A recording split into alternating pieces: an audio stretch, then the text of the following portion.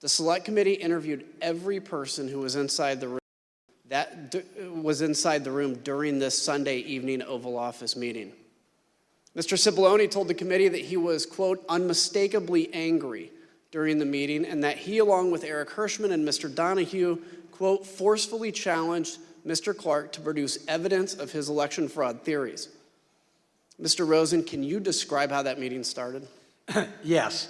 So after some preliminaries, so Mr. Meadows had ushered us all in, and then he left.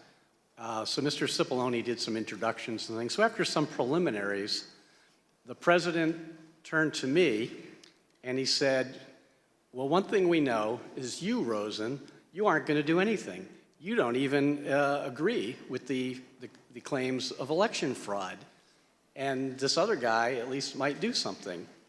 And then I said, well, Mr. President, you're right that I'm not going to allow the Justice Department to do anything to try to overturn the election. That's true. But the reason for that is because that's what's consistent with the facts and the law, and that's what's required under the Constitution. So that's the right answer and a good thing for the country, and therefore I submit it's the right thing for you, Mr. President. And that kicked off another 2 hours of discussion in which everyone in the room was in one way or another making different points, but supportive of my approach for the Justice Department and critical of Mr. Clark.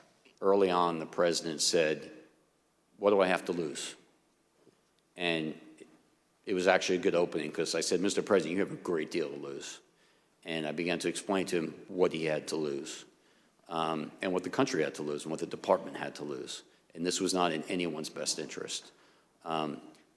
That conversation went on for some time. Everyone essentially chimed in with their own thoughts, all of which were consistent about how damaging this would be to the country, to the department, to the administration, to him personally. And at some point, the conversation turned to whether Jeff Clark was even qualified, competent to run the Justice Department, which in my mind, he clearly was not. It was a heated conversation. I thought it was useful to point out to the president that Jeff Clark simply didn't have the skills, the ability, and the experience to run the department.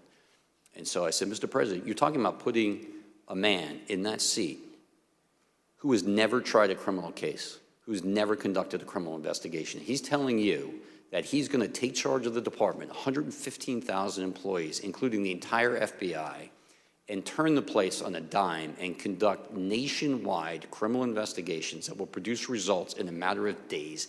It's impossible, it's absurd, it's not going to happen, and it's going to fail.